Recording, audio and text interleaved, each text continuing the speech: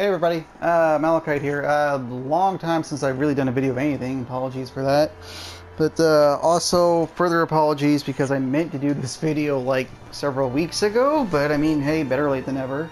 Yeah, so as the rest of my fellow Final Fantasy XIV players are well aware, I'm sure, we're just under 3 weeks away from the Shadowbringers expansion. So I'm just doing a quick rundown of little tips and things that you can do to help get ready for that and to get a good start in the oncoming expansion.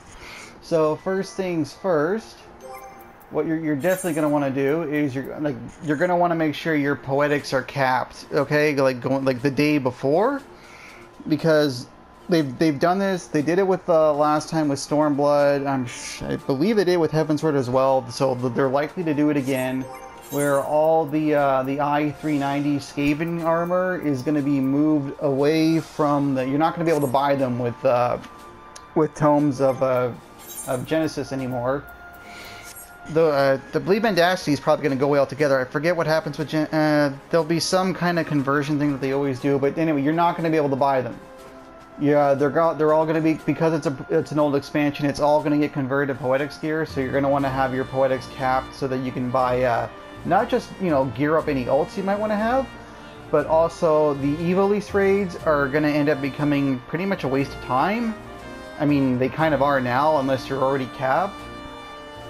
But instead of having to farm, like, the 3 coins to get the, each time to get one upgrade item, or spending 500 or no, I think it's 4 mark logs, right, for an accessory, and 6 for arm. Yeah, so instead of just spending like, between 2,000 and 3,000 Centurio seals for that matter either, just the upgrade materials will all be, I believe, 100. I think that's what they are right now for the Heavensward stuff, but they're all like 100 poetics each, so that's way less painful than grinding out those 3 long-ass raids, for each individual item you want to upgrade. I mean, unless you're not already at I-400 across the board on your main, then by all means do that now so that, you can jump right in. But, I mean, even if you aren't, like 390 should still be serviceable up until the 2nd or 3rd story dungeon. And that's going to be compounded even more by the fact that with the new trust system coming in, you don't even need other people. You just go in with your trust and clear the dungeon with the AI. It's pretty cool. So that's one thing you want to get a hand on. Another thing you're definitely going to want to do, although they might be changing this. They seem to be hinting at it in the live letter, but Yoshida didn't go into specifics. But just in case, I would make sure that you have all your leave allowances set. Like, I forget where the hell mine are at. There we go.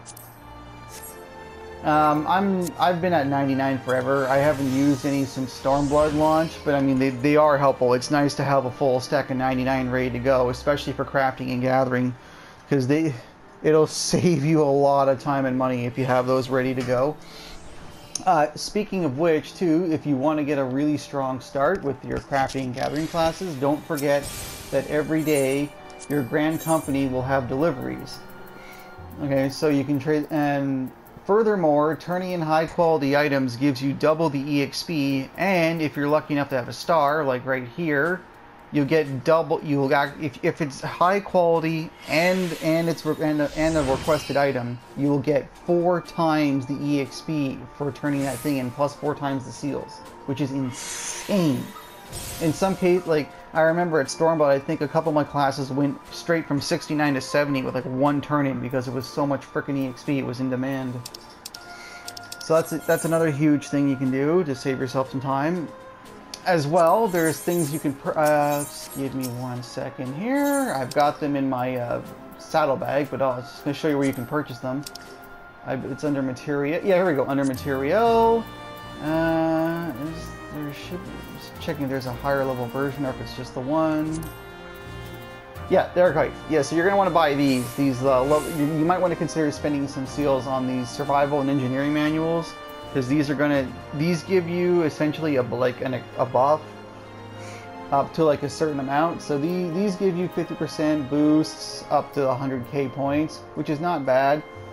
There's also versions you can earn from your squadron missions that if I go into my saddlebag, let's just go and find those. Yeah, the squadron survival manuals, and I believe there's I think there's a squadron engineering. I don't have any apparently, but yeah, they also they give you this though. You get the you can earn them from your squad missions though.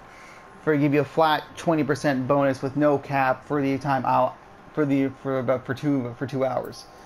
The thing is, I don't think these two things stack together. I could be wrong, but I know there's certain, like I know, like if you have the Grand Company buff active, that passively, you know, gives you free EXP. Like right now, my company has, what do we have? We have bonus MGP and bonus combat EXP. Like there's I know for a fact there's the scroll you can get for combat EXP from your squadron missions and this GC buff. Those do not stack.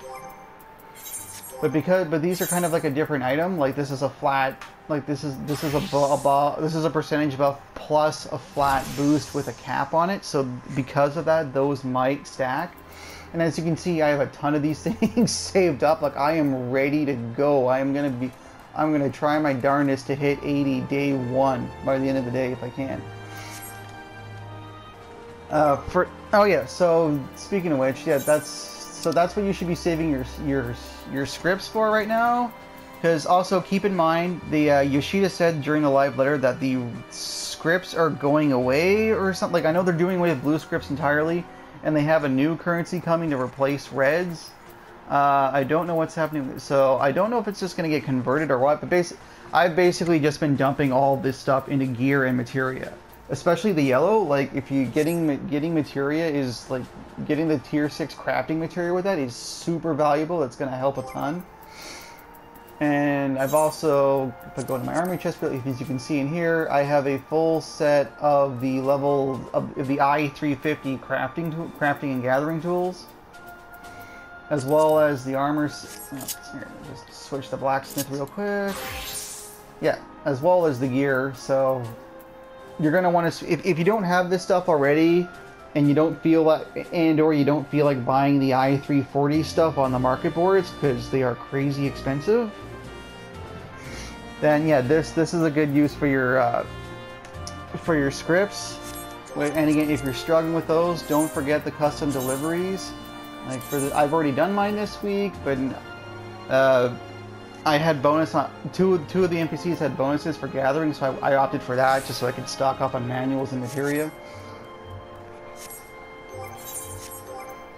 But oh, the only thing I will say though is I do not recommend buying the Land King and Hand King accessories, just because you can't, as far as I know, you cannot meld them with materia.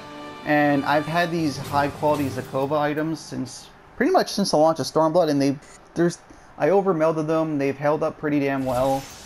I would prefer more of the Silver Grace or / Black Widow items, but they're not really worth the cost at this point. Like this close to the expansion, if you don't have them, I would not stress over it. These will definitely carry you like into the high 70s, possibly even to 80. The tools are a different story, but the accessories will last you a good while. Okay, so another important thing too is Eureka. I'm currently level 54, going through the last section in Hydatos. I unfortunately have not finished the Pyros completely though, with regards to my weapon.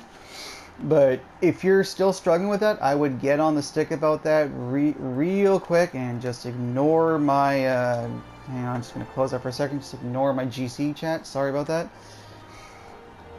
Yeah, because Eureka is going to become a complete freaking ghost town.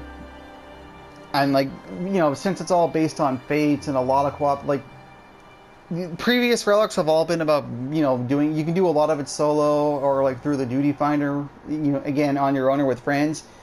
Eureka is all instanced and it's heavily fate based, so like if you're not done with it yet, try to finish that up before Shadowbringers hits, or you're probably gonna be screwed. I imagine the devs are gonna do something to address that. It's still baffling to me personally that they haven't done so already, but definitely get a Eureka finished as soon as possible if you can. There's also the itinerant Mughals, which I'll just go find the one in Limsa real quick. I believe he's down by the Aetheryte. I have to re-enable. Give me a second there. Yeah, because it's mostly for like little nifty things like Odin's gear and whatnot, stuff that's, you know, usually kind of hard to get unless you're on at the right time. They're gonna go away once Shadowbringer launches. So again, it's more time limited stuff you're gonna want to get done. I forget where they are in the other two cities, but in Limsa, it's just right here by the Aetheryte.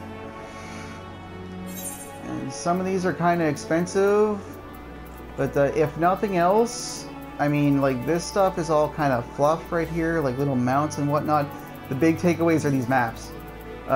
These you're gonna want to get all of these maps, like if you can, because they greatly increase your land speed in the older areas, which makes doing the hunts a lot easier.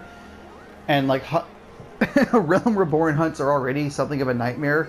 It's only gonna get even worse with like level 80. I mean, the whole server visiting thing has made hunting like much more annoying than it used to be, because now we have people coming in from other servers sniping, you know, screwing up our hunt trains. But yeah, anyway, case in point, level 80 is just going to exacerbate the problem, so this is a good way around that. At least for the older area maps, like, you're going to want to get these if you can ASAP. Let's see, sorry, just going through my notes. Oh yeah, if you guys don't stress too much either about getting all of your jobs up to 70 right now. Just make sure, you know, like your main ones, like your crafting and gathering and whatever your main job is that you want to go through the story with, make sure those are all geared up and ready to go. Because, you know, they've done this with every expansion now. Once it drops, the armory bonus is going to go up, so that every job under level 70 is going to get a 100% experience bonus as opposed to just 50. So that's a huge help. And let's see, it's going through my notes. Oh yeah, just to help cut back on the poetics cost too, you might want to consider spamming somewhat Alphascape 4.0. Am I being undersized on? No. Oh no, it's because I'm on a wrong job. Anyway, just want to highlight that. Yeah.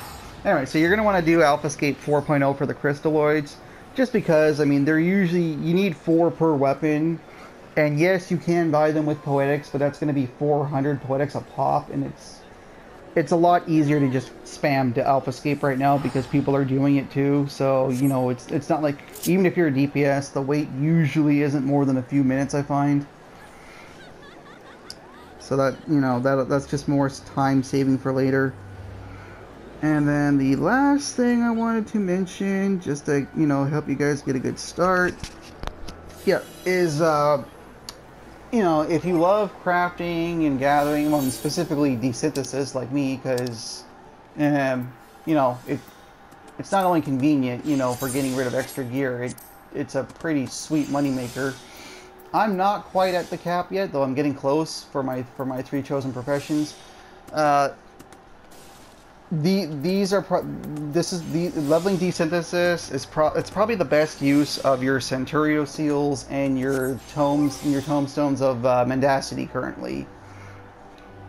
Because yeah, I don't think you can. No, you can't break any Genesis gear. Yeah, because you can't even break. I think I-375 is the highest you can break down right now, which is the Alliance stuff from Gimlet Dark. Just yeah, like if you're struggling, like there's all kinds of good YouTube guides on how to level it up. But if you're struggling to find, you know, like really cheap, easy ways to gain quick levels, I highly recommend doing hunts and spending your Centurio seals and then your mendacity tomes on on gear that you can just easily break down and gain levels rapidly. Because you get extra bonus EXP for breaking blue items. So and depending on what profession you're trying to level up, you know, some are cheaper and quicker than others. For blacksmithing, always buy the paladin swords because they're the cheapest item you'll find in the lists. For leatherworker, it's usually belt. Okay, sorry, I got cut off there. Video running a bit long, guys. Yeah, so like I was saying, a weaver for belts, goldsmith, you're going to want to do rings and rings and earrings and whatnot. Alchemist, go for the armor. Sorry, I should say armor. You buy the paladin shields. Alchemy, you might be screwed on. Sometimes you can find like a weapon or something that's kind of cheap, but it's kind of the odd man out in the group. And well, there's no easy option for culinary, and it's you're relegated to fish. And I don't know why people level culinary and desynthesis. I mean, it's so much easier to get crystals from just collectibles and like breaking down items for clusters and whatnot. But hey, some people want to do that. So, and yeah, I think that's gonna about do it. So happy hunting, guys, and I'll see you in the early access on June 28th.